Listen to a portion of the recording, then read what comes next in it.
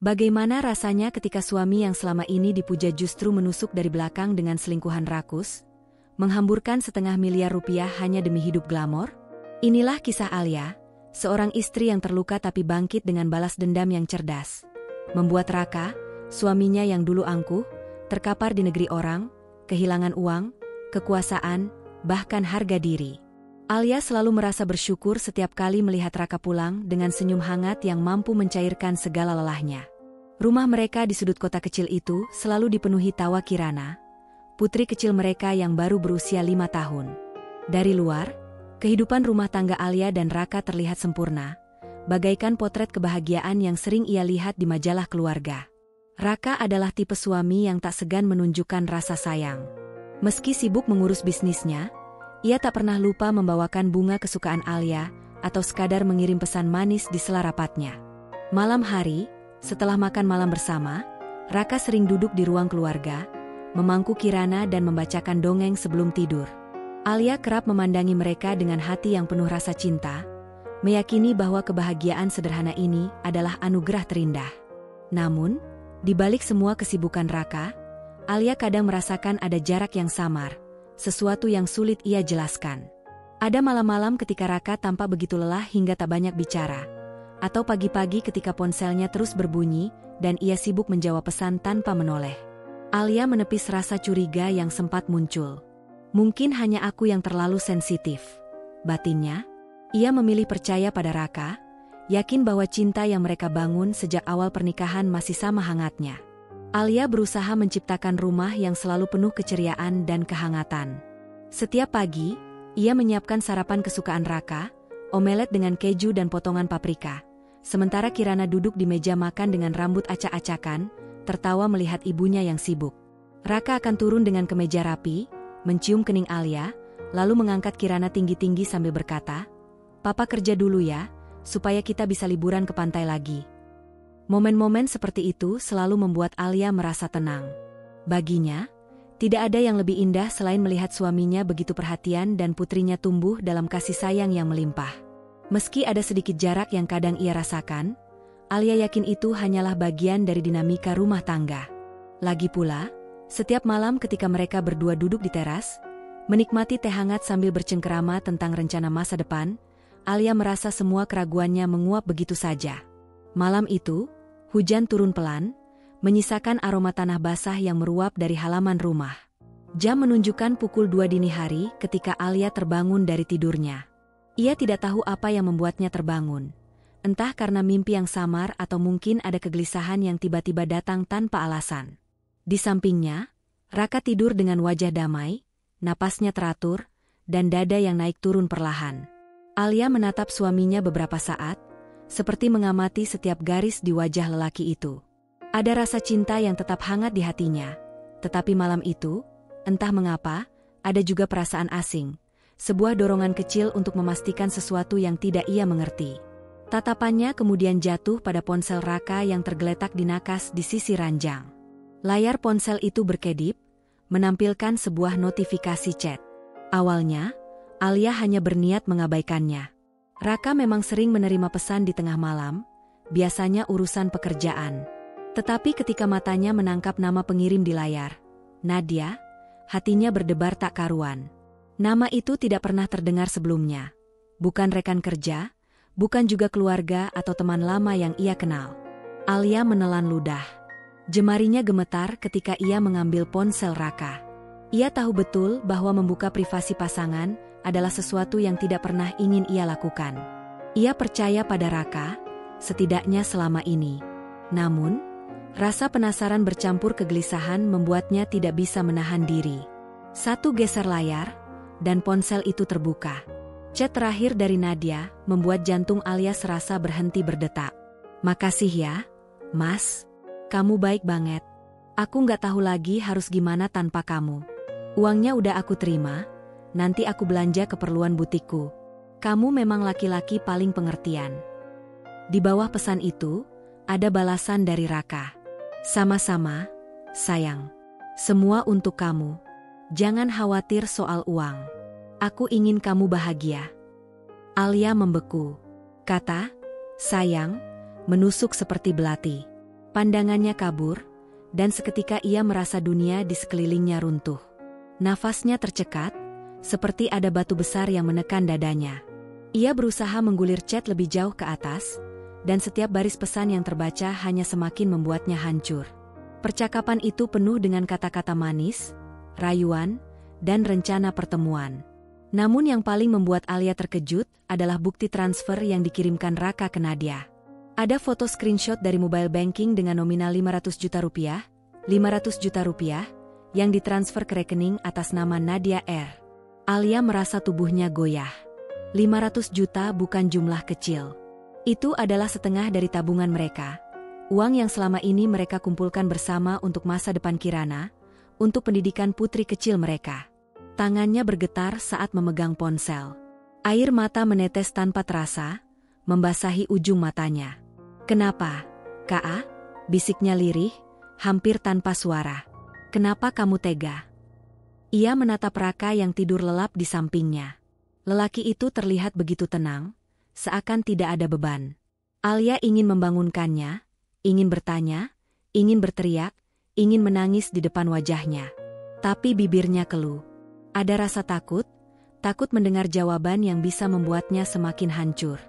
Alia meletakkan kembali ponsel itu perlahan, takut menimbulkan suara. Ia menutup mulut dengan tangan, mencoba menahan isak yang ingin meledak. Bayangan tentang sosok Nadia mulai berputar di kepalanya.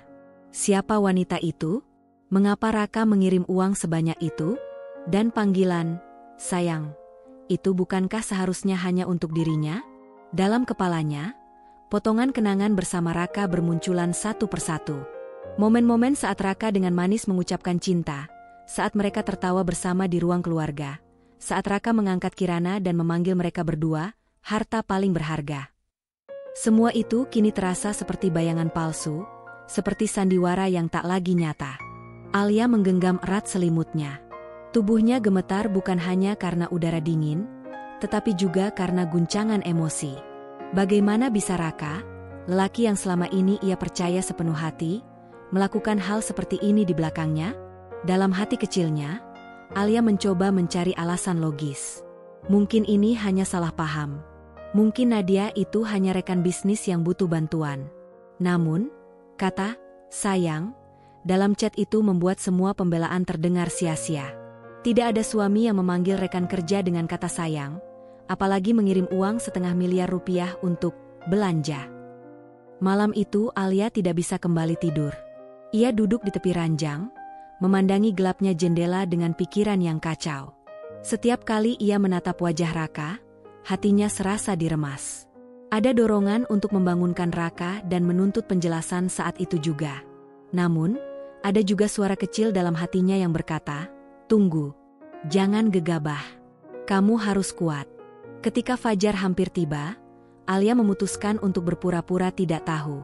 Ia berbaring kembali di samping Raka, memejamkan mata meski air mata terus mengalir diam-diam. Ia tahu, sejak saat itu, ada sesuatu yang pecah di dalam dirinya. Kepercayaan yang dulu kokoh kini retak, seperti kaca yang terbelah menjadi serpihan tajam. Keesokan paginya, Alia bangun lebih awal dari biasanya. Matanya sembab, tapi ia berusaha menutupinya dengan sedikit riasan. Di meja makan, ia menyiapkan sarapan seperti biasa, omelet keju kesukaan Raka, jus jeruk untuk Kirana. Semuanya tampak normal dari luar, tapi di dalam hati Alia sedang perang dengan perasaan sendiri. Raka turun dengan senyum hangat, mencium kening Alia tanpa menyadari mata istrinya yang menyimpan luka. "Pagi, sayang," katanya lembut, seperti tak ada yang terjadi. Alia hanya tersenyum tipis. "Pagi," jawabnya singkat, berusaha menahan getaran di suaranya. Di meja makan, Alia memperhatikan Raka dengan tatapan berbeda. Setiap gerakan lelaki itu kini seperti misteri. Apakah tangan yang memegang sendok itu tangan yang sama yang mengetik kata "sayang" untuk wanita lain? Apakah senyum itu masih tulus untuk dirinya? Atau hanya topeng yang ia pakai? Kirana yang ceria membuat suasana terasa sedikit normal. Anak itu berceloteh tentang mainan barunya, membuat Raka tertawa. Alia mencoba ikut tersenyum, tapi hatinya terasa kosong. Rencana diam-diam. Sepanjang hari, Alia tak bisa berhenti memikirkan Nadia. Siapa dia? Seberapa dekat hubungannya dengan Raka? Dan yang paling menyakitkan, apakah cinta Raka kini terbagi? Saat Raka berangkat kerja, Alia duduk di ruang keluarga dengan pikiran berputar. Ia membuka laptop dan mulai memeriksa rekening tabungan mereka. Hatinya kembali perih saat melihat transaksi transfer 500 juta rupiah ke rekening atas nama Nadia R. Semuanya nyata, bukan sekadar mimpi buruk. Alia menghela napas panjang. Ia sadar tidak bisa diam selamanya, tapi ia juga belum siap menghadapi kebenaran secara langsung. Ia memutuskan untuk menyelidiki lebih jauh. Mungkin ia perlu tahu siapa Nadia sebenarnya sebelum menuntut penjelasan dari Raka. Dalam diam, Alia mulai merencanakan langkah-langkah kecil. Ia menyimpan bukti chat yang sempat ia tangkap layar tadi malam, juga screenshot transfer uang itu. Semuanya ia simpan rapi di folder rahasia di laptopnya. Namun, di balik rencana itu, Alia juga merasa rapuh. Ia takut kebenaran yang akan ia temukan nanti terlalu menyakitkan. Tapi di sisi lain, ia tahu dirinya tidak bisa menutup mata selamanya. Malam berikutnya, Alia kembali berbaring di samping Raka. Lelaki itu memeluknya dengan hangat. Seperti biasa, seakan tidak ada yang berubah. Tapi di dalam hati Alia, rasa hangat itu bercampur dengan dingin yang menusuk. Ia memejamkan mata, menahan air mata yang ingin keluar. Alia tahu, sejak malam ketika ia melihat chat itu, dunia mereka tak lagi sama. Ia harus memilih, apakah ia akan tetap berpura-pura, ataukah ia akan mengguncang fondasi rumah tangga mereka dengan pertanyaan-pertanyaan yang menuntut kejujuran. Untuk saat ini, Alia memilih diam. Namun, diamnya bukan berarti menyerah.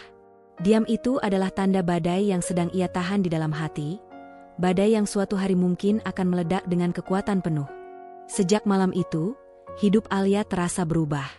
Ada sesuatu yang berbeda setiap kali ia menatap wajah Raka. Lelaki itu masih sama seperti dulu, tampan, penuh perhatian pada Kirana, selalu mengucapkan kata-kata hangat.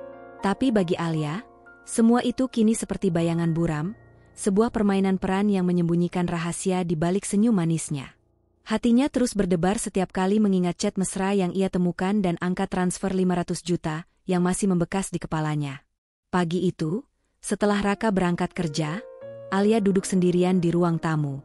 Rumah terasa terlalu sunyi, hanya ada suara jam dinding yang berputar perlahan. Ia menatap layar ponselnya, berulang kali membuka galeri tempat ia menyimpan foto bukti chat dan transfer bank dari Raka ke Nadia. Setiap kali melihatnya, dada Alia terasa sesak, seperti ada beban yang tidak bisa ia lepaskan. Tapi di balik rasa sakit itu, ada tekad yang mulai tumbuh. Ia harus tahu siapa sebenarnya Nadia. Alia membuka laptopnya. Jemarinya mengetik di mesin pencari dengan hati-hati, seperti seseorang yang takut pada jawaban dari pertanyaan yang ia buat sendiri. Nama, Nadia R, yang tertera pada bukti transfer menjadi petunjuk pertama. Butuh waktu lama sampai akhirnya ia menemukan akun media sosial dengan nama yang mirip. Di profil itu, terpampang foto seorang wanita cantik dengan senyum menawan, mengenakan gaun elegan dalam sesi pemotretan. Jantung Alia berdetak kencang. Wanita itu jelas bukan orang biasa. Ia seorang model, terlihat dari unggahan foto-foto profesional yang dipenuhi komentar pujian.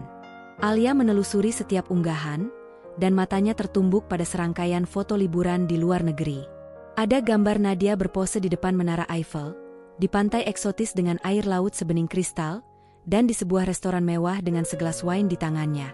Semua itu tampak glamor, terlalu berlebihan untuk sekadar seorang teman bisnis atau rekan kerja. Tangannya gemetar saat menggulir layar. Ada satu foto yang diunggah 2 hari lalu. Nadia berfoto di dalam sebuah suite hotel dengan buket bunga mawar merah di meja. Keterangan fotonya membuat hati Alia kembali terkoyak. Hanya seseorang spesial yang tahu caranya membuatku merasa dihargai seperti ini. Terima kasih untuk segalanya.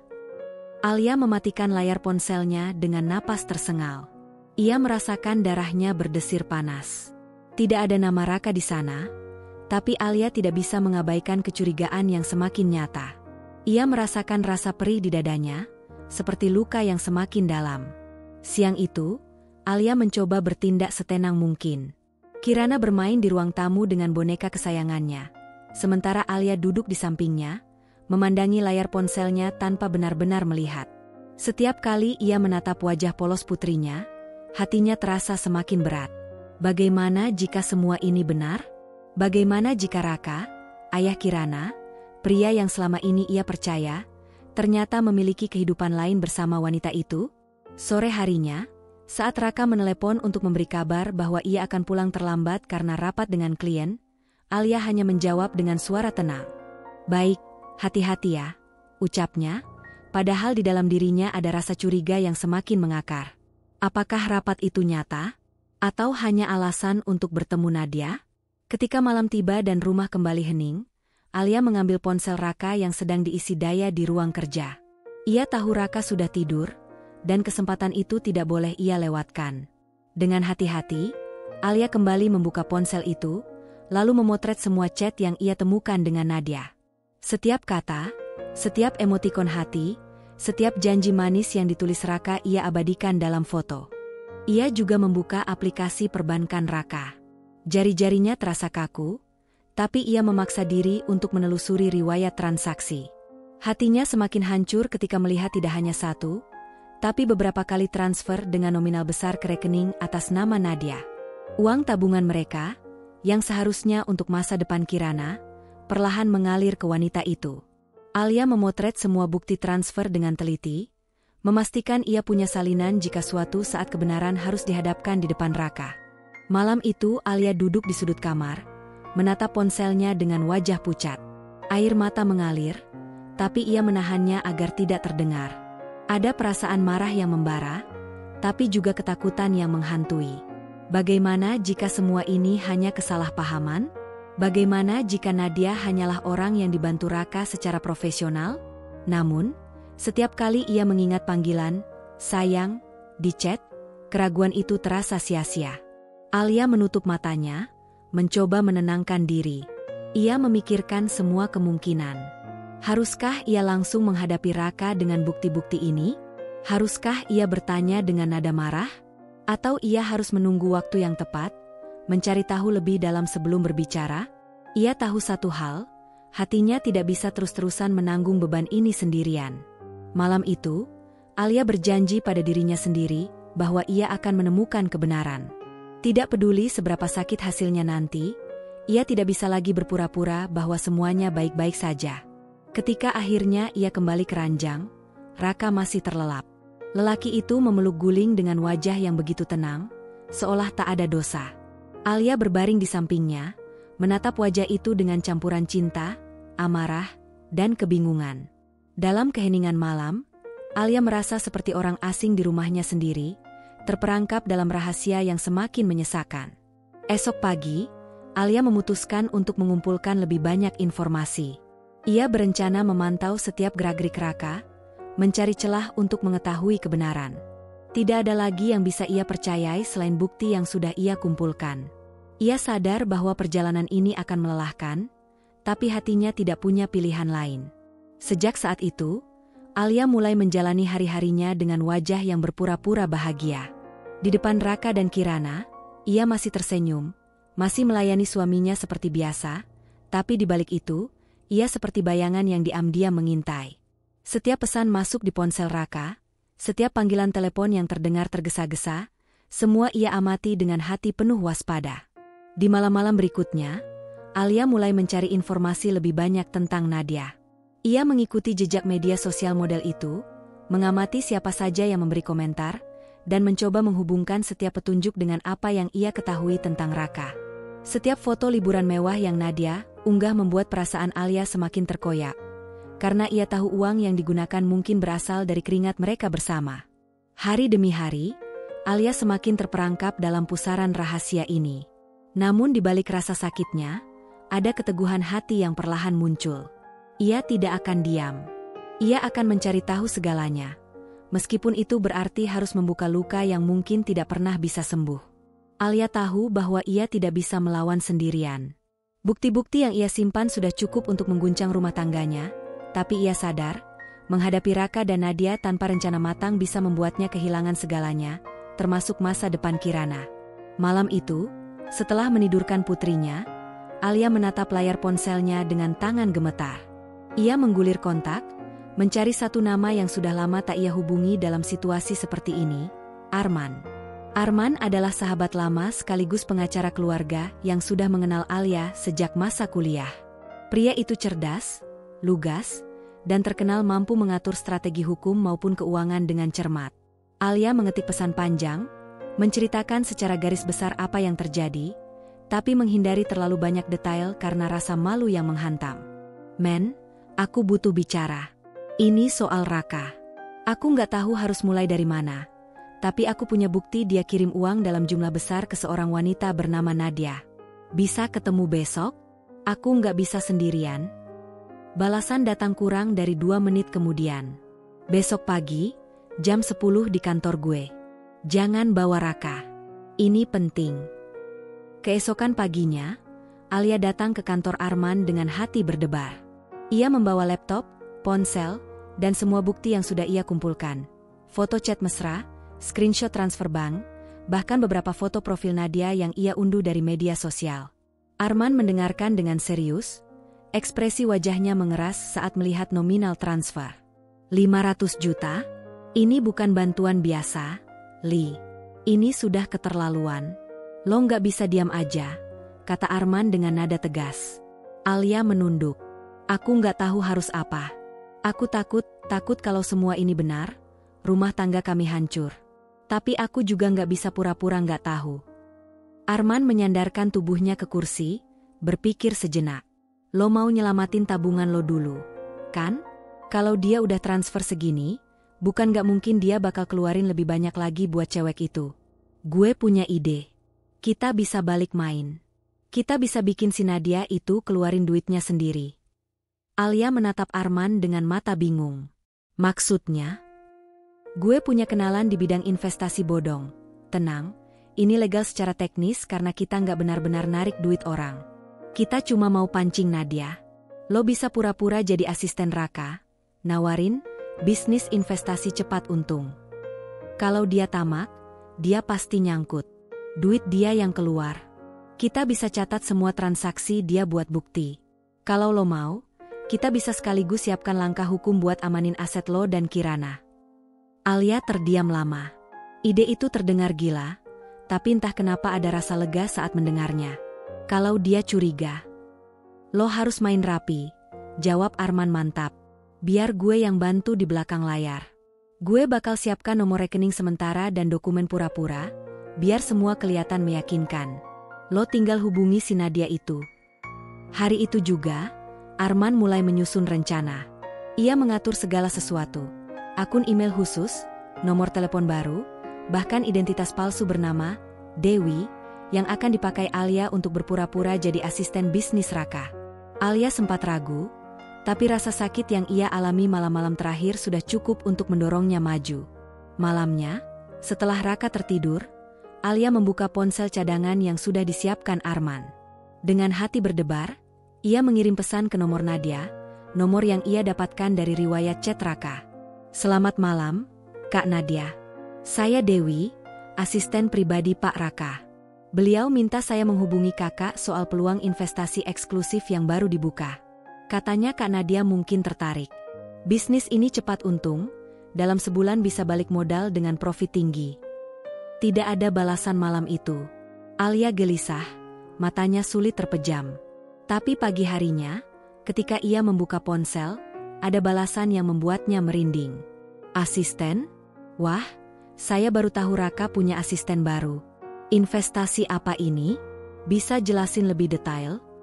Alia menelan ludah. Jantungnya berdetak kencang. Dengan napas diatur, ia mengetik balasan sesuai skenario yang Arman susun. Ini proyek bisnis properti kecil-kecilan yang sedang Pak Raka kembangkan. Investor terbatas. Beliau tidak mau banyak orang tahu karena ini proyek pribadi. Kalau Kak Nadia mau ikut, minimal investasinya 100 juta. Tapi profit bisa sampai 30% dalam 3 minggu. Pesan terkirim. Beberapa menit kemudian, Nadia membalas lagi. Cepat banget untungnya. Aman nggak? Jangan-jangan ini bodong? Alia menahan rasa ingin tertawa getir. Kamu berani curiga sama bodong, padahal kamu sendiri udah nyedot uang suami orang, pikirnya. Bisa ketemu Pak Raka langsung kalau kakak mau verifikasi. Tapi beliau bilang percaya sama kakak. Ini cuma untuk orang-orang yang beliau anggap dekat. Kalau Kak Nadia nggak tertarik, nggak apa-apa. Pesan itu sengaja ia buat menggoda, seperti menantang harga diri Nadia. Dan itu berhasil. Dalam kurang dari 1 jam, Nadia membalas dengan nada antusias. Baik, saya tertarik. Bisa kirimkan nomor rekeningnya? Saya mau transfer awal 200 juta untuk tes. Alia tertegun, jemarinya berhenti di udara. Ia tidak menyangka Nadia akan semudah itu terjebak.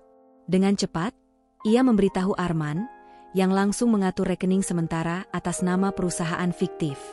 Alia mengirimkan nomor rekening itu dengan jari yang bergetar, setengah tak percaya bahwa rencananya berjalan. Menjelang sore, notifikasi transfer masuk.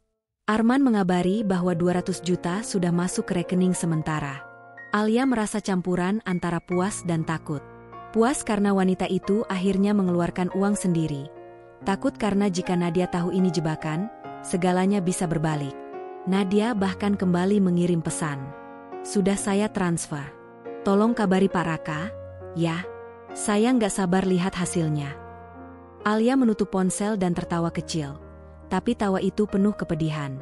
Ada rasa perih di dada karena fakta bahwa Raka telah memberikan kepercayaan dan kasih sayangnya pada wanita seperti Nadia.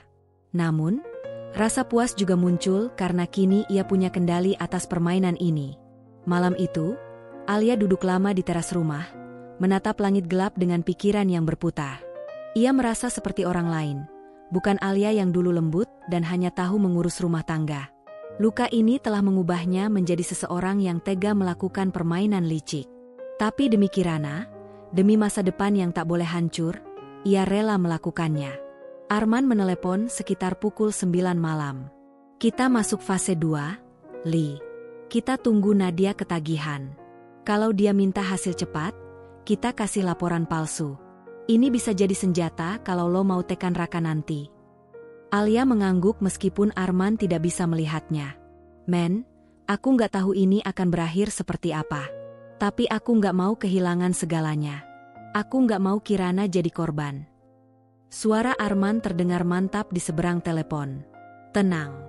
Lo punya gue. Kita pastikan lo yang menang di akhir cerita ini. Dan malam itu, Alia tahu satu hal. Perang ini baru saja dimulai. Hanya dalam beberapa hari, skenario yang dirancang Alia dan Arman berjalan seperti mesin yang terprogram rapi. Nadia, dengan segala kepongahan dan ambisinya, terperangkap semakin dalam perangkap yang disiapkan Alia. Setiap kali Alia mengirim laporan palsu tentang perkembangan investasi, Nadia selalu merespons dengan penuh antusias, bahkan sering mengirim pesan panjang berisi ucapan terima kasih. Seolah-olah, asisten Raka, itu benar-benar pembuka jalan bagi keberuntungannya. Bu Dewi, terima kasih ya. Rasanya aku sudah tidak sabar melihat keuntungan pertama. Kalau benar bisa untung 30% dalam 3 minggu, aku bisa invest lagi. Aku punya dana segar, nih, tulis Nadia suatu malam. Alia hanya menatap pesan itu dengan senyum dingin. Dana segar dari siapa? Dari suamiku? Dari tabungan yang seharusnya untuk masa depan anakku? Pikirnya, menahan rasa muak. Dengan cepat ia membalas, memainkan perannya dengan piawai. Wah, Kak Nadia cepat banget tanggapannya. Pak Raka pasti senang kalau tahu kakak serius. Kalau kakak tambah investasi, keuntungannya bisa dilipat gandakan. Minggu depan kita ada slot eksklusif untuk investor prioritas. Minimalnya 300 juta, tapi hasilnya bisa 2 kali lipat dalam waktu 40 hari. Nadia tidak butuh waktu lama untuk mengiyakan. 1 jam kemudian, notifikasi transfer kembali masuk. Kali ini nominalnya lebih besar, 300 juta rupiah. Arman, yang memantau semua aliran dana dari belakang layar, mengabarkan Alia dengan suara kagum di telepon. Li, ini cewek benar-benar rakus. Gue baru aja cek, semua duit yang dia transfer sekarang totalnya 500 juta. Sama persis dengan nominal yang suami lo transferin kemarin. Bisa jadi ini duit lo balik. Li, kata Arman. Alia menarik napas panjang. Ada rasa lega, tapi juga amarah yang tak kunjung padam. Rasanya pengen aku kasih tahu dia kalau ini balasan buat semua perbuatan dia. Tapi belum sekarang. Biar dia ngerasain dulu rasa panik yang sama kayak aku waktu tahu semua ini. Hari-hari berikutnya, Alia terus mengirim laporan palsu kepada Nadia. Laporan itu dibuat dengan template profesional yang Arman siapkan, lengkap dengan grafik palsu yang seolah-olah menunjukkan kenaikan nilai investasi. Nadia percaya sepenuhnya, bahkan beberapa kali mengirim emoji hati dan pesan manis yang jelas-jelas ditujukan untuk Raka. Pak Raka memang selalu tahu cara memanjakan aku. Bisnis dan cinta, kombo yang sempurna, tulis Nadia di salah satu pesannya. Alia menggigit bibirnya sampai nyaris berdarah saat membaca pesan itu. Tangan kirinya mengepal, sementara tangan kanannya menahan diri agar tidak mengetik balasan kasar. Ia hanya membalas singkat dengan nada profesional, seperti seorang asisten sejati. Pak Raka sedang sibuk, Kak. Tapi beliau titip salam dan pesan agar Kakak percaya pada prosesnya. Minggu berikutnya adalah titik balik. Arman memberi sinyal pada Alia untuk memulai fase akhir, membuat Nadia panik. Mereka mulai mengirim laporan yang menunjukkan penundaan pembayaran keuntungan, alasan proyek yang tertahan karena masalah teknis. Nadia awalnya masih tenang, tapi setelah seminggu berlalu tanpa kabar profit, nada pesannya mulai berubah. Kak Dewi, kok uangku belum cair juga? Katanya minggu ini sudah ada profit. Jangan sampai ini penipuan, ya? Aku ini percaya sama Raka. Alia tersenyum sinis. Percaya? Kamu bahkan gak sadar kalau orang yang kamu percaya itu istrinya sendiri yang sedang mainin kamu. Ia membalas dengan kalimat yang sudah dirancang Arman. Mohon maaf, Kak Nadia. Ada kendala administratif di pihak vendor. Tapi jangan khawatir, dana kakak aman. Bahkan kalau kakak bisa tambah 200 juta lagi, kita bisa percepat prosesnya dan bonusnya lebih besar. Pesan itu seperti kail terakhir. Dan benar saja, meskipun Nadia sempat protes, 2 hari kemudian ia tetap mengirim tambahan 200 juta. Sekarang total uang yang masuk rekening, investasi, palsu sudah lebih dari 700 juta. Namun, inilah saatnya menghentikan permainan. Alia dan Arman sepakat untuk menghentikan komunikasi setelah uang terakhir masuk. Mereka membiarkan Nadia menghubungi berulang kali, menuntut pencairan dana, tapi semua pesan itu diabaikan. Beberapa hari kemudian, nada pesan Nadia benar-benar berubah menjadi kepanikan. Halo Dewi, ini gimana maksudnya? Kok nomor kamu susah dihubungi? Aku butuh uangku kembali. Aku sudah transfer banyak. Tolong jawab, atau aku akan lapor Raka. Alia membaca pesan itu dengan rasa puas yang tak bisa dijelaskan. Lapor saja. Kalau kamu bilang ke Raka, justru aku yang akan balik menyerang dengan bukti transfer dan chat mesra kalian. Malam itu, Alia duduk di kamarnya, menatap semua screenshot bukti yang ia kumpulkan. Tidak hanya chat Raka dengan Nadia, tapi juga bukti transfer Nadia ke rekening bodong yang Arman buat. Semua ini seperti puzzle yang siap dirangkai menjadi senjata pamungkas. Raka sendiri tidak menyadari apa-apa. Ia pulang seperti biasa, mencium pipi Kirana, menanyakan kabar Alia dengan senyum hangat. Namun, di mata Alia, semua itu hanya topeng yang perlahan memudar. Ia mulai melihat Raka bukan sebagai suami sempurna, tapi sebagai lelaki yang bisa dikhianati balik dengan cara yang lebih cerdas. Besok aku mau ke salon ya, Mas, kata Alia suatu malam sambil menahan nada dingin dalam suaranya. Raka hanya mengangguk sambil fokus pada ponselnya. Alia mencuri pandang pada layar ponsel itu, memastikan Nadia tidak lagi muncul. Di luar sana, Nadia mungkin sedang kalut. Alia bisa membayangkan wanita itu membuka-buka ponselnya, menelepon nomor yang tidak pernah diangkat, dan mencoba mencari cara untuk menyelamatkan uangnya. Namun, bagi Alia, ini baru permulaan. Uang itu hanyalah langkah pertama. Yang lebih penting adalah bagaimana ia akan menghadapi Raka, dengan semua bukti dan luka yang kini menumpuk di hatinya. Sebelum tidur, Alia menghubungi Arman. Semua dana Nadia aman, kan? Tanyanya. Sudah gue amankan. Tenang aja. Gue bahkan udah mindahin sebagian ke rekening lo yang atas nama pribadi. Ini uang lo, Li. Anggap aja ganti rugi, jawab Arman dengan suara mantap. Alia menarik napas panjang, merasakan perasaan aneh antara lega dan sedih. Aku nggak tahu harus bilang apa, men. Tapi aku nggak akan berhenti di sini. Aku mau bikin Raka tahu siapa yang sebenarnya dia hianati. Lo siap? Kalau mau gugat cerai atau sekadar main aman soal aset, gue bisa siapkan semuanya. Tapi lo harus tentuin langkah, kata Arman. Alia terdiam lama. Ia menatap foto pernikahannya dengan Raka di meja samping ranjang.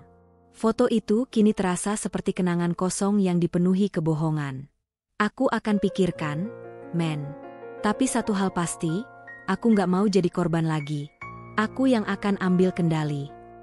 Malam itu, Alia tidur dengan pikiran penuh strategi. Ia sudah menaklukkan Nadia dengan kepintarannya. Langkah berikutnya adalah menghadapi Raka. Dengan senyum, dengan bukti, dan dengan kekuatan baru yang bahkan Raka tak pernah tahu ia miliki. Hari itu datang lebih cepat dari yang Alia bayangkan. Setelah berhari-hari menyimpan dendam, rasa sakit, dan bukti-bukti perselingkuhan Raka, ia akhirnya memutuskan untuk bertindak. Bukan sekadar percakapan empat mata, tapi sebuah konfrontasi yang tak mungkin dihindari, di depan semua orang yang selama ini menganggap rumah tangga mereka sempurna. Alia tahu, ini bukan hanya tentang harga dirinya sebagai seorang istri, tapi juga tentang melindungi masa depan Kirana, dan memastikan Raka tidak bisa begitu saja lolos dari kesalahannya. Siang itu, keluarga besar Raka berkumpul di rumah mereka untuk acara makan bersama. Ada ibu Raka, 2 kakak laki-lakinya, juga adik perempuan Raka yang terkenal cerewet.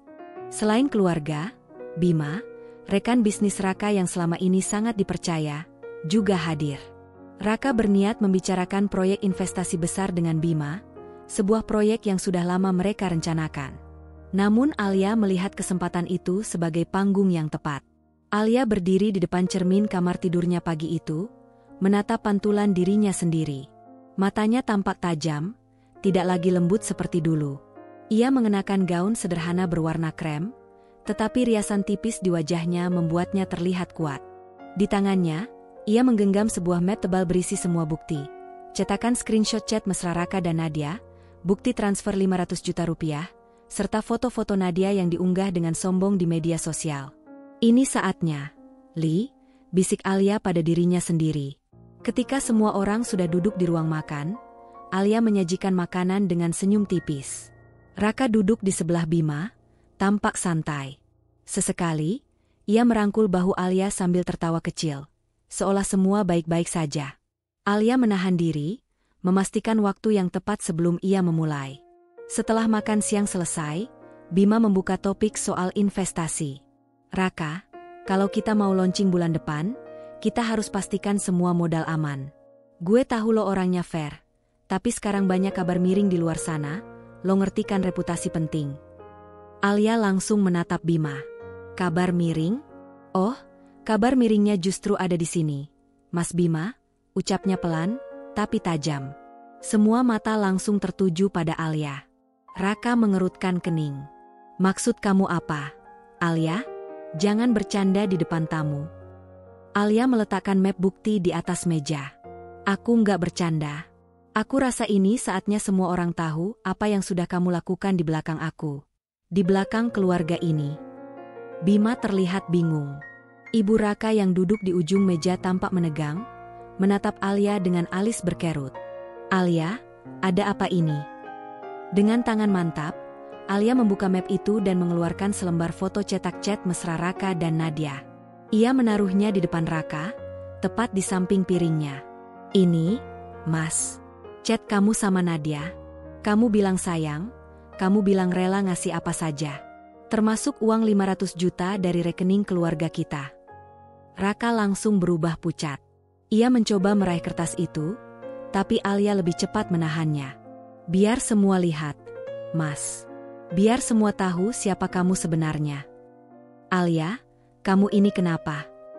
Raka mencoba menguasai diri, tetapi suaranya terdengar bergetar. Itu hanya salah paham, percakapan kerjaan. Kerjaan? Alia memotong dengan suara bergetar karena marah. Kerjaan macam apa yang bikin kamu transfer 500 juta ke wanita lain? Kerjaan macam apa yang bikin kamu panggil dia, sayang, dan bilang kamu pengen liburan berdua? Bima yang duduk di samping Raka langsung menatapnya dengan wajah tak percaya.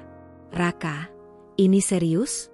Lo main di belakang istri lo pakai duit perusahaan? Raka tergagap. Gue bisa jelasin. Jelasin? Jelasin sekarang, di depan semua orang. Jelasin juga foto-foto Nadia yang pamer tas, perhiasan, dan liburan di luar negeri setelah terima uang dari kamu. Alia melemparkan beberapa foto cetak Nadia di atas meja. Foto itu menunjukkan Nadia di pantai eksotis, memegang tas mewah dengan senyum penuh kemenangan. Ibu Raka menatap anaknya dengan wajah kecewa. Raka, apa ini benar? Raka mencoba menghela napas, tapi suaranya pecah. Bu, aku salah. Tapi ini urusan pribadi, nggak perlu. Urusan pribadi? Bima memotong dengan nada tinggi. Lo pakai uang perusahaan buat selingkuh? Raka, lo tahu nggak ini bisa bikin proyek kita batal? Investor bakal kabur kalau tahu lo begini. Suasana meja makan berubah tegang. Alia menatap Raka dengan air mata yang sudah menggenang, tapi suaranya tetap tegas. Aku diam selama ini, Mas. Aku pura-pura nggak tahu. Tapi kamu terus-terusan bohong. Aku nggak mau Kirana tumbuh di rumah tangga penuh kebohongan. Kalau kamu pikir aku nggak berani, kamu salah besar. Raka terdiam. Wajahnya memerah, bukan hanya karena malu, tapi juga karena sadar semua mata memandangnya dengan rasa jijik dan kecewa. Reputasi yang selama ini ia bangun sebagai suami dan pengusaha yang terhormat runtuh di depan mata. Bima berdiri dari kursinya, menepuk meja dengan keras. Gue nggak bisa kerja sama lo kalau begini, Rak. Kita butuh orang yang bisa dipercaya. Lo bahkan nggak bisa setia sama istri lo sendiri. Alia meraih map bukti, memungut semua kertas, lalu berdiri. Kamu mau tahu apa yang paling sakit, Mas? Aku bahkan berhasil ambil balik uang itu dari Nadia tanpa kamu tahu. Uang yang kamu kasih dia, sekarang ada di tanganku. Dan aku punya semua bukti untuk bikin kamu jatuh, kalau kamu berani macam-macam lagi. Wajah Raka benar-benar kehilangan warna. Alia, kamu jangan. Aku nggak akan diam lagi, potong Alia dingin. Mulai hari ini, semua akan aku pegang. Kamu mau selamatin bisnis kamu? Tunjukkan kalau kamu masih pantas dipercaya. Tapi kalau kamu terus bohong, aku pastikan semua orang tahu siapa Raka yang sebenarnya. Suasana hening. Bima menatap Alia dengan hormat, sementara keluarga besar Raka hanya bisa terdiam, shock dengan apa yang baru saja terjadi. Raka menunduk, tidak bisa mengeluarkan sepatah kata pun. Di dalam hati, Alia merasa campuran antara sakit dan lega. Ia tidak tahu bagaimana pernikahan ini akan berlanjut, tapi satu hal pasti, ia tidak lagi berada di bawah bayang-bayang Raka. Kini, dialah yang memegang kendali. Hari-hari setelah konfrontasi itu terasa seperti badai yang menghantam tanpa henti. Raka, yang selama ini selalu tampak percaya diri dan berwibawa, berubah menjadi sosok yang kacau dan kehilangan arah. Skandalnya bersama Nadia mulai bocor ke kalangan bisnis setelah Bima, dengan kecewa dan marah, memutuskan hubungan kerja sama mereka. Tidak butuh waktu lama sebelum isu itu sampai ke telinga para pemegang saham dan anggota dewan direksi. Reputasi Raka runtuh dalam sekejap. Alia menyaksikan semua ini dari kejauhan dengan hati yang campur aduk. Ada rasa sakit yang dalam, tetapi juga ada rasa puas melihat Raka akhirnya menerima konsekuensi dari perbuatannya. Namun, Alia tahu bahwa ini belum selesai. Ia harus bergerak cepat sebelum Raka mencoba melakukan sesuatu yang bisa mengancam masa depan dirinya dan Kirana. Bersama Arman, Alia mulai merancang langkah hukum yang lebih konkret. Malam itu, mereka bertemu di sebuah kafe kecil yang jauh dari pusat kota, tempat mereka bisa berbicara tanpa gangguan. Alia, gue udah cek semua aset yang terdaftar atas nama lo dan Raka. Sebagian besar masih bisa kita alihkan, tapi kita harus gerak cepat. Raka pasti bakal coba jual atau pakai aset itu buat nutupin kerugian bisnisnya. Jelas Arman sambil membuka laptop. Alia menatap layar penuh angka dan daftar aset. Rumah-rumah, kendaraan mewah, saham, dan tabungan perusahaan. Aku nggak mau dia pakai 1 rupiah pun dari uang yang seharusnya buat Kirana, ucapnya tegas. Arman mengangguk. Kita bisa pindahkan sebagian aset ke rekening pribadi lo. Beberapa bisa kita simpan di rekening aman yang nggak bisa dia akses tanpa persetujuan lo. Lo siap tanda tangan dokumen? Siap, jawab Alia tanpa ragu. Dalam beberapa hari berikutnya, Alia dan Arman bergerak seperti bayangan. Dengan memanfaatkan celah hukum, mereka memindahkan sebagian besar aset yang bisa mereka amankan. Rekening tabungan bersama Alia dan Raka dipisahkan. Alia memindahkan dana ke rekening khusus atas nama Kirana, dengan alasan dana pendidikan. Beberapa saham dan properti juga dialihkan ke trust yang dikelola Arman. Sementara itu, Raka semakin terdesak. Dalam rapat darurat Dewan Direksi Perusahaan, namanya dipanggil untuk mempertanggungjawabkan skandal yang sudah tersebar luas.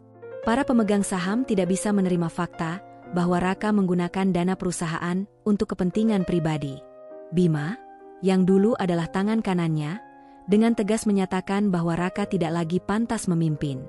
Raka, ini bukan cuma masalah rumah tangga lo. Lo udah bikin perusahaan ini hampir jatuh gara-gara keputusan lo yang egois, ucap Bima dengan suara dingin. Dalam waktu singkat, hasil rapat memutuskan, Raka dicopot dari jabatannya sebagai CEO dan dikeluarkan dari Dewan Direksi. Itu adalah pukulan telak. Raka pulang ke rumah dengan wajah kusut, namun Alia tidak lagi peduli. Ketika Raka mencoba berbicara dengannya malam itu, Alia menatapnya dengan dingin. Mas, semua ini akibat pilihan Mas sendiri. Aku sudah bertahan sejauh ini, tapi aku nggak mau lagi hidup dalam kebohongan. Aku mau cerai. Raka terperanjat. Alia, kamu nggak bisa. Kita bisa perbaiki semua ini. Demi Kirana.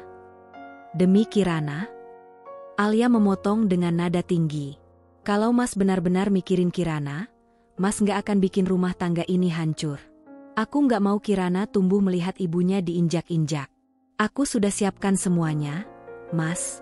Aku akan gugat cerai, dan aku akan pastikan aku yang dapat hak asuh Kirana. Raka terdiam, tidak mampu melawan. Semua kekuasaan yang dulu ia miliki sekarang terasa tidak berarti. Ia tahu, di hadapan hukum dan bukti-bukti yang Alia pegang, ia tidak punya kesempatan untuk menang. Beberapa minggu kemudian, proses perceraian resmi dimulai. Alia menghadiri sidang dengan tenang, ditemani Arman sebagai kuasa hukumnya. Semua bukti perselingkuhan Raka diserahkan ke pengadilan. Chat mesra, bukti transfer, foto Nadia dengan barang-barang mewah.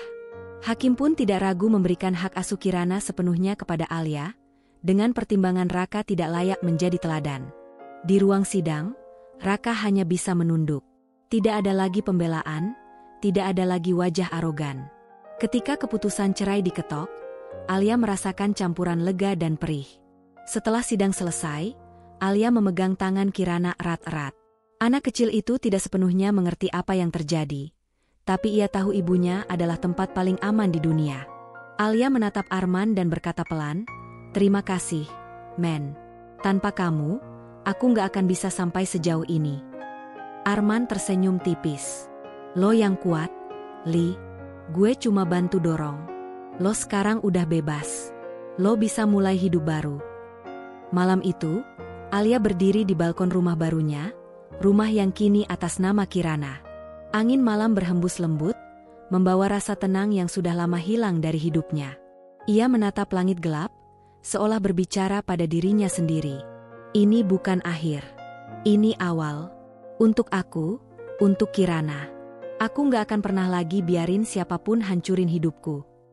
Di kejauhan, Raka mungkin sedang berjuang dengan kehancuran reputasinya. Tapi Alia tidak lagi peduli. Ia sudah cukup lama terjebak dalam bayang-bayang suaminya. Kini, dengan kekuatan dan keberanian yang ditempa oleh rasa sakit, Alia berdiri tegak, seorang wanita yang akhirnya memegang kendali penuh atas hidupnya. Paris, kota yang selama ini digambarkan sebagai kota cinta dan kemewahan, kini menjadi saksi kehancuran dua orang yang pernah merasa dunia berada di telapak tangan mereka. Raka dan Nadia, yang dulu dengan penuh percaya diri menikmati hidup glamor dari uang hasil kebohongan dan pengkhianatan, kini terjebak dalam keadaan paling mengenaskan. Awalnya, Nadia berhayal hidupnya akan berubah menjadi dongeng. Setelah menerima transfer 500 juta rupiah dari Raka, ia membayangkan bisa menikmati kehidupan mewah, berbelanja tas desainer di Champs-Élysées, makan malam di restoran bintang Michelin, dan mengunggah foto-foto mahal di media sosial untuk memamerkan kesuksesan palsunya. Namun, kenyataan berbalik arah dengan kecepatan yang mengejutkan. Raka kini bukan lagi pria mapan dengan dompet tebal dan jaringan bisnis besar. Setelah dicopot dari dewan direksi dan dipermalukan secara publik, aset-asetnya semakin menipis. Alia dengan cerdas telah memindahkan sebagian besar kekayaan keluarga, meninggalkan Raka tanpa banyak pilihan. Perjalanan ke Paris ini pun bukan rencana liburan mewah, melainkan pelarian dari rasa malu di tanah air. Tetapi pelarian itu berubah menjadi mimpi buruk. Malam itu, di salah satu jalan kecil di arondisemen ke-11, Raka dan Nadia duduk di trotoar, hanya beralaskan jaket tipis. Mereka baru saja diusir dari hotel karena gagal membayar tagihan 3 malam menginap. Pihak hotel menolak semua kartu kredit Raka karena sudah diblokir. Nadia, yang biasanya selalu tampak anggun, kini terlihat kusut dengan rambut acak-acakan dan riasan wajah yang luntur. "Raka, kamu bilang semua akan baik-baik saja. Kamu janji sama aku kita bisa hidup enak di sini." Nadia meledak. Suaranya bergetar karena amarah dan rasa malu. Raka, yang duduk dengan wajah muram, menghela napas panjang. "Aku nggak nyangka semuanya bakal secepat ini, Nat. Semua rekeningku dibekukan. Alia, dia udah ambil semuanya. Alia lagi, Alia lagi." Nadia menjerit. "Kenapa sih kamu nggak bisa urus itu? Kamu kan dulu pengusaha sukses, katanya jago atur bisnis. Kenapa sekarang jadi kayak gini?" Raka menatapnya dengan mata merah, menahan marah sekaligus putus asa. "Kamu pikir ini gampang? Aku udah kehilangan segalanya, Nadia. Perusahaan, keluarga, uang. Semuanya. Terus aku harus gimana? Aku nggak bisa hidup kayak gembel gini, Rak. Aku mau pulang. Aku mau pulang." Raka memotong dengan tawa miris. "Kita bahkan gak punya uang buat tiket pesawat. Nat, kamu pikir kita bisa pulang gitu aja?" Nadia terdiam, menyadari kenyataan pahit itu. Uang hasil, investasi cepat untung, yang dulu dia serahkan ke asisten Raka, yang ternyata Alia, sudah raib. Kini, sisa uang mereka hanya beberapa lembar euro yang bahkan tidak cukup untuk membayar hostel murah. Hari-hari berikutnya menjadi neraka bagi mereka. Mereka berpindah-pindah dari satu sudut kota ke sudut lainnya, mencoba mencari penginapan murah, tapi semua butuh uang tunai yang mereka tidak miliki. Mereka makan seadanya, seringkali hanya membeli roti basi dari toko roti kecil yang sedang menutup. Nadia, yang dulu selalu tampil memukau di media sosial dengan pose anggun, kini tidak berani membuka Instagramnya sendiri.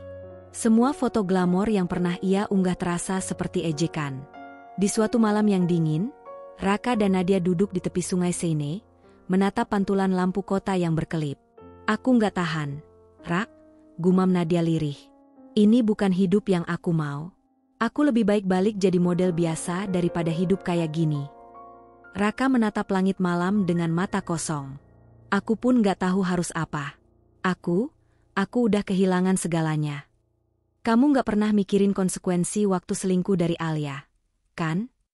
Nadia menatapnya tajam. "Kamu pikir aku mau terjebak sama pria bangkrut kayak gini? Kalau aku tahu kamu bakal begini, aku nggak akan pernah." "Cukup, Nat." Raka meledak, suaranya menggema di tepian sungai. "Kamu pikir aku mau hidup kayak gini? Semua ini hancur karena aku terlalu percaya sama kamu. Kalau bukan karena kamu. Kalau bukan karena aku." Nadia berdiri, suaranya bergetar. "Kalau bukan karena kamu yang kasih aku uang itu, kamu pikir aku bakal ikut campur urusanmu? Jangan salahin aku, Rak. Ini semua karena kebodohanmu sendiri." Pertengkaran mereka berhenti karena tatapan orang-orang sekitar yang memperhatikan dengan heran. Nadia akhirnya berbalik, berjalan menjauh dengan air mata mengalir di pipinya. Raka hanya bisa duduk, membeku, seperti pria yang sudah tidak punya lagi harga diri. Beberapa hari kemudian, keadaan semakin memburuk. Raka mulai mencoba menghubungi teman-teman lamanya, tapi tidak ada yang mau menjawab teleponnya. Reputasinya sudah terlalu hancur. Nadia pun mulai kehilangan rasa sabar. Pada suatu sore, ketika mereka berdua duduk di halte bus menunggu entah apa, Nadia berkata dengan dingin, "Rak, aku nggak bisa terus begini. Aku mau cari jalan sendiri. Aku nggak peduli kamu mau gimana." Raka menatapnya dengan pandangan kosong. "Jadi kamu mau ninggalin aku?" Nadia hanya menatap lurus ke depan. Aku nggak punya pilihan. Kamu nggak bisa jaga aku, kamu nggak bisa jaga dirimu sendiri. Tanpa kata lain, Nadia berdiri dan berjalan pergi. Raka hanya bisa melihat punggungnya menjauh, langkah demi langkah, hingga hilang di keramaian Paris. Kini, Raka benar-benar sendirian. Ia hanya pria biasa yang terjebak di negeri orang, tanpa uang, tanpa teman, dan tanpa cinta. Setiap malam ia duduk di pinggir jalan, menatap langit kota Paris yang dingin, menyesali setiap keputusan yang pernah ia buat. Semua kesombongan, semua pengkhianatan, kini hanya menyisakan kehancuran. Di dalam hatinya, ia tahu, Alia telah menang. Dan penyesalan itu akan menjadi bayang-bayang gelap yang tidak akan pernah bisa ia lepaskan. Pagi itu, sinar matahari menembus jendela besar rumah baru Alia, memantulkan cahaya hangat ke dalam ruang tamu yang didesain dengan sederhana namun elegan. Rumah itu adalah simbol kebebasannya, bebas dari bayang-bayang masa lalu, dari pengkhianatan, dan dari semua luka yang selama ini membelenggunya. Kirana berlari kecil di ruang tamu, rambut panjangnya tergerai, mengenakan gaun berwarna pastel yang membuatnya tampak seperti bunga musim semi yang baru mekar. Alia menatap putrinya dengan senyum lembut. "Kirana, jangan lupa nanti Mama antar kamu ke sekolah, ya? Hari ini Mama ada meeting penting, tapi Mama mau kamu cerita tentang pelajaran baru di kelas."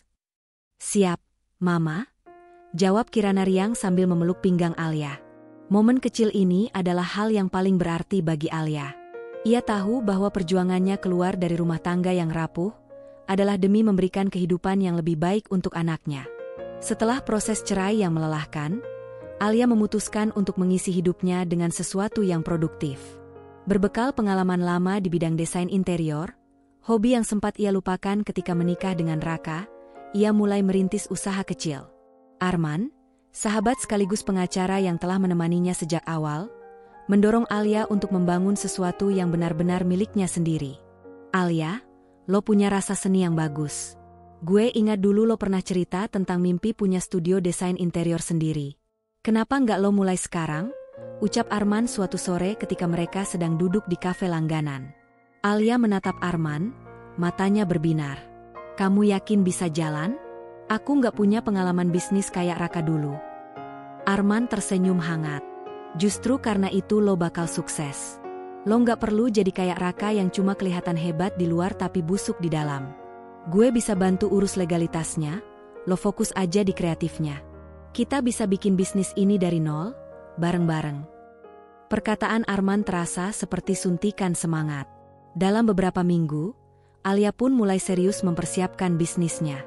Ia menamai studionya Kirana Living, terinspirasi dari nama putrinya.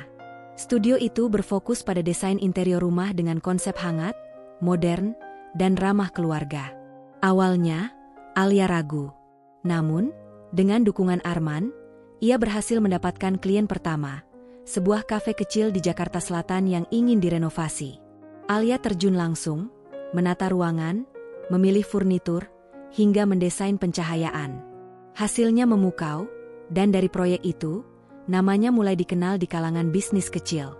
Di tengah kesibukan membangun usaha, hubungan Alia dan Arman semakin dekat. Arman bukan tipe pria yang suka memaksa atau menunjukkan rasa cintanya dengan berlebihan. Ia ada di sana ketika Alia lelah, ketika Alia butuh teman bicara, dan ketika Alia merasa ragu pada dirinya sendiri. Suatu malam, setelah mereka selesai membahas dokumen untuk klien baru, Arman mengantar Alia pulang. Saat mobil berhenti di depan rumah, Arman menatap Alia lama, seolah ingin mengatakan sesuatu. "Alia," ucapnya pelan. Alia menoleh, sedikit terkejut melihat tatapan serius di mata Arman. "Ada apa, men? Aku tahu lo baru aja keluar dari hubungan yang bikin lo hancur. Gue nggak mau buru-buru atau bikin lo nggak nyaman. Tapi gue peduli banget sama lo, lebih dari sekadar teman." Alia terdiam. Kata-kata itu membuat dadanya terasa hangat sekaligus takut. Ia belum siap sepenuhnya membuka hati, tapi ia juga tidak bisa memungkiri rasa aman yang selalu hadir ketika Arman ada di sisinya. "Men, aku belum tahu siap atau enggak. Tapi aku nggak bisa bohong. Aku senang kamu ada di sini buat aku dan Kirana," jawab Alia akhirnya. Arman hanya tersenyum lembut. Gue nggak akan maksa. Gue cuma mau lo tahu kalau lo nggak sendiri lagi. Sementara itu, kabar tentang Raka semakin memudar dari telinga Alia. Ia tahu bahwa mantan suaminya kini berada di titik terendah. Dari beberapa kabar burung, Alia mendengar Raka sudah kembali ke Indonesia dalam keadaan bangkrut. Tak ada lagi rumah megah, mobil mewah, atau bisnis yang dulu ia banggakan. Bahkan, Bima, rekan bisnisnya yang dulu selalu mendukung, tidak mau lagi berhubungan dengannya. Alia tidak merasa senang melihat penderitaan Raka, tapi ada rasa lega di hatinya. Setidaknya, pria yang pernah merendahkannya dan mengkhianatinya kini harus menghadapi konsekuensi atas semua perbuatannya. Ia tidak lagi merasa terikat dengan bayangan masa lalu itu.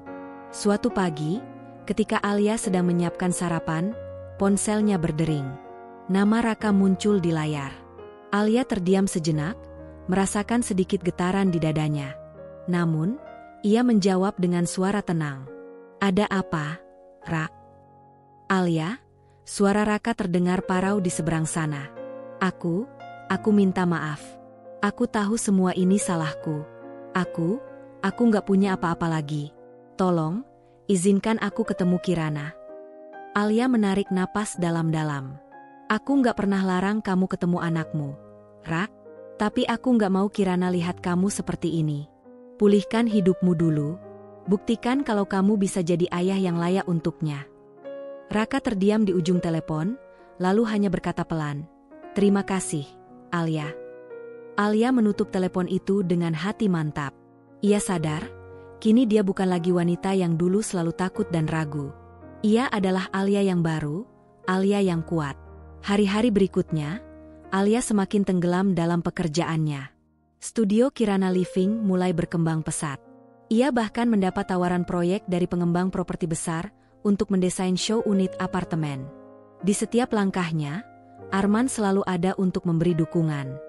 Pada suatu malam, ketika Alia, Arman, dan Kirana makan malam bersama setelah sebuah presentasi besar, Kirana menatap Arman dengan polos. "Om Arman, kamu kan sering bantu Mama. Kamu temenin Mama terus ya, jangan pergi." Arman tersenyum sambil mengacak rambut Kirana. Alia hanya tersenyum, merasa bahwa mungkin, untuk pertama kalinya dalam hidup, ia benar-benar berada di jalur yang tepat. Dalam hati, Alia berjanji pada dirinya sendiri, masa depan mereka akan dibangun di atas kekuatan, kejujuran, dan kasih sayang yang tulus. Dan kali ini, ia yakin, tidak ada yang bisa meruntuhkannya lagi. Alia berdiri di depan jendela besar ruang kantornya yang menghadap ke langit Jakarta yang mulai dipenuhi warna oranye keemasan senja. Dari lantai 15 gedung itu, kota tampak seperti lautan cahaya yang siap berpendar saat malam turun. Di balik kaca, ia melihat pantulan dirinya, wanita berambut hitam panjang, mengenakan kemeja putih rapi, dengan tatapan yang mantap dan senyum tipis yang menyeratkan kemenangan. Kemenangan yang tidak datang dengan teriakan atau peperangan terbuka, melainkan melalui kesabaran, kecerdikan, dan harga diri. Alia menatap refleksi dirinya dengan rasa syukur. Semua luka yang pernah ditorehkan Raka dan Nadia kini seakan memudar, berganti dengan rasa puas bahwa balas dendamnya tak perlu dilakukan dengan kekerasan atau dendam buta. Ia membiarkan mereka jatuh oleh keserakahan mereka sendiri. Beberapa bulan berlalu sejak Alia mengajukan gugatan cerai. Proses hukum sudah selesai, dan kini, ia adalah pemilik penuh atas sebagian besar aset yang dulu dikuasai Raka. Bersama Arman, ia memindahkan aset-aset tersebut dengan cerdas, memastikan masa depan Kirana aman. Rumah megah di Jakarta Selatan yang dulu penuh kenangan pahit sudah ia jual, menggantinya dengan hunian baru yang lebih nyaman, minimalis, dan penuh energi positif. Di ruang kerja barunya, terpajang beberapa desain interior yang telah berhasil ia kerjakan bersama tim di Kirana Living. Studio desainnya kini bukan lagi sekadar usaha kecil. Alia berhasil memenangkan kontrak besar untuk mendesain interior sebuah hotel butik di Bali. Proyek itu menjadi gebrakan besar yang membawa namanya dikenal di kalangan pengusaha properti dan arsitektur.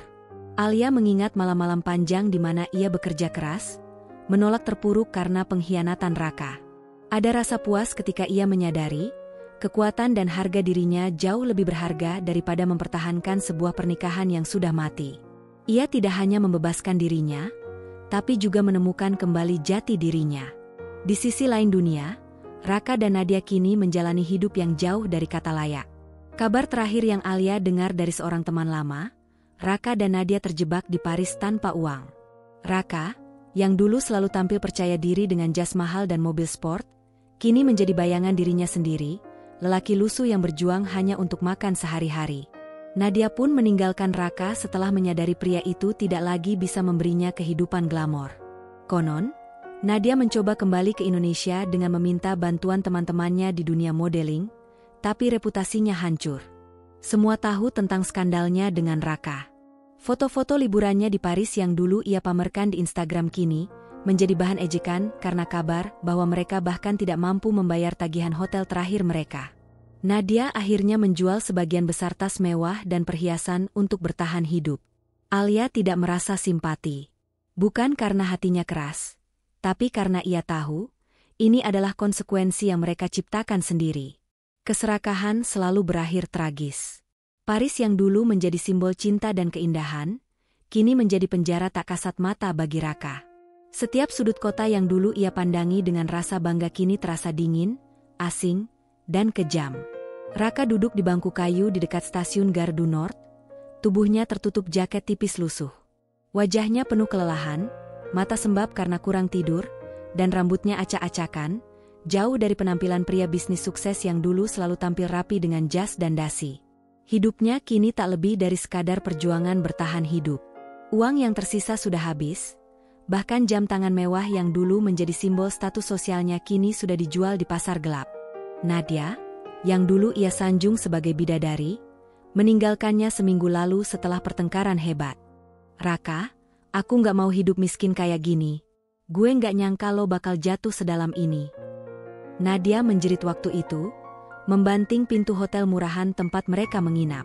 Tas-tas bermerek yang dulu ia pamerkan di Instagram sudah dijualnya untuk membeli tiket pulang ke Jakarta. Nadia pergi tanpa menoleh, meninggalkan Raka yang terpuruk, sendirian. Di suatu pagi yang dingin, Raka memandangi ponselnya yang retak. Baterainya hampir habis, sinyal internet pun nyaris tak ada karena ia tak lagi mampu membeli paket data. Ia membuka galeri, melihat foto-foto lama bersama Alia dan Kirana. Ada rasa sesak di dadanya, rasa bersalah yang semakin menekan. Dia ingat jelas bagaimana Alia pernah menatapnya dengan mata penuh cinta. Bagaimana Kirana tertawa kecil saat ia menggendongnya di taman. Semua itu kini terasa jauh, seakan hanya mimpi yang sirna.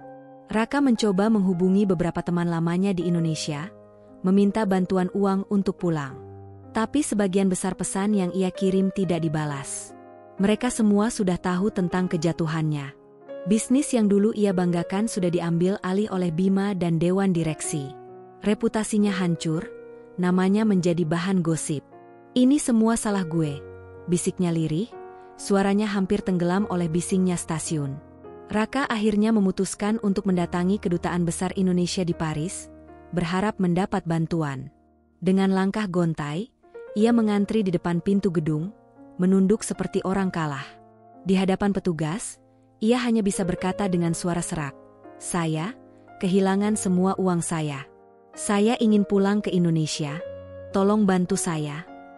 Petugas memandangnya dengan iba, namun prosedur tetap harus dijalankan. Raka diberikan formulir untuk mengajukan bantuan pemulangan WNI yang terlantar. Itu proses yang memalukan bagi pria yang dulu merasa tak terkalahkan. Selama menunggu, Raka terpaksa tinggal di shelter sementara. Ia tidur di ranjang besi, berbagi ruangan dengan orang-orang asing yang juga terjebak di negeri orang. Setiap malam, ia menatap langit-langit kamar, dihantui penyesalan. "Alia, aku salah," bisiknya berulang kali. Tapi penyesalan itu datang terlambat. Sementara itu, kabar tentang kehancuran Raka mulai sampai ke telinga orang-orang di Indonesia.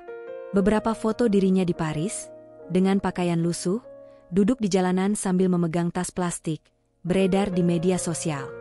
Banyak netizen yang mengejek, mengingat masa lalu Raka yang pernah pamer kekayaan. Bahkan Bima, mantan rekan bisnisnya, tersenyum sinis saat melihat berita itu di layar ponsel. "Ini akibat lo sendiri, Rak. Lo pikir dunia bisnis cuma soal uang dan wanita? Lihat sekarang, lo nggak punya apa-apa." Di Jakarta, Alia tidak terlalu ambil pusing soal kabar itu. Namun, suatu sore ketika ia sedang bekerja di kantornya, Arman masuk dengan membawa secangkir kopi. "Alia, kamu lihat berita ini?" tanya Arman sambil menunjukkan layar ponselnya. Foto Raka yang lusuh di Paris terpampang di sebuah portal berita online dengan judul, "Mantan pengusaha sukses terlantar di Paris, jadi gelandangan." Alia hanya menatap layar itu dengan ekspresi datar. "Aku sudah menduganya. Orang seperti Raka, dia sendiri yang menggali jurang untuk dirinya. Aku sudah gak punya rasa marah atau benci lagi. Aku cuma kasihan, tapi gak bisa berbuat apa-apa." Arman menatap Alia dengan kagum. "Kamu luar biasa, Alia. Kamu bisa berdiri setegar ini." Alia tersenyum tipis. "Bukan aku yang luar biasa. Aku cuma belajar kalau harga diri itu lebih mahal daripada semua kekayaan di dunia. Aku sudah punya Kirana, itu cukup." Di Paris, hari-hari Raka semakin sulit. Tubuhnya semakin kurus, wajahnya pucat. Ia sering duduk di jalanan Montmartre, berharap ada turis Indonesia yang mengenalinya dan memberinya bantuan. Tapi semakin lama, rasa malu membuatnya menarik diri. Suatu malam, hujan deras mengguyur kota. Raka berlari kecil mencari tempat berteduh, hanya untuk menemukan dirinya berdiri di depan sebuah toko perhiasan yang pernah ia masuki bersama Nadia. Dari balik kaca, ia melihat perhiasan-perhiasan yang dulu begitu mudah ia beli. Kini, bahkan untuk membeli roti saja ia tak sanggup. Ia teringat saat-saat di mana ia mentransfer 500 juta rupiah ke Nadia hanya untuk memanjakannya. Betapa bodohnya ia, memberikan segalanya untuk orang yang bahkan tak pernah benar-benar mencintainya. "Hidup ini adil," gumamnya lirih, air mata bercampur dengan air hujan di wajahnya. Minggu berikutnya, dengan bantuan dari kedutaan, Raka akhirnya mendapatkan tiket untuk pulang ke Jakarta. Ia naik pesawat dengan hati hampa, tanpa tahu akan tinggal di mana atau bagaimana memulai hidup dari nol. Setibanya di bandara, ia tidak disambut siapapun. Tidak ada sahabat, tidak ada keluarga yang mau menjemput. Ia hanya membawa satu koper kecil dengan pakaian seadanya. Saat keluar dari terminal kedatangan, ia melihat papan iklan besar bertuliskan, "Kirana Living, Desain Interior oleh Alia." Wajahnya seakan membeku melihat nama Alia terpampang di sana. Wanita yang dulu ia remehkan kini berdiri jauh di atas dirinya. "Dia berhasil, dan aku hancur," bisiknya, merasakan rasa malu yang tak pernah ia bayangkan sebelumnya. Raka mencoba menghubungi Alia beberapa kali, tapi Alia tidak pernah menjawab. Dalam satu pesan suara terakhir yang ia kirimkan, Raka hanya berkata, "Alia, aku minta maaf. Aku cuma mau bilang, kamu menang. Dan aku kalah. Maaf karena aku gak pernah menghargai kamu." Pesan itu tidak pernah dibalas. Alia memilih untuk tidak menoleh ke masa lalu. Malam itu, Raka duduk di trotoar Jalan Sudirman, memandangi lampu-lampu kota Jakarta yang berkelip. Tidak ada lagi kemewahan, tidak ada lagi kebanggaan. Ia hanya seorang lelaki yang kehilangan segalanya karena keserakahan dan pengkhianatan. Dan di tempat lain, Alia menatap masa depan dengan tenang. Ia sadar, balas dendam sejati adalah ketika orang yang menyakitimu terjebak dalam akibat perbuatannya sendiri, sementara kamu melangkah maju dengan kepala tegak. Alia memeluk Kirana yang tertidur di pangkuannya. Dalam hati, ia berbisik, "Kita sudah menang, Nak. Kita sudah bebas."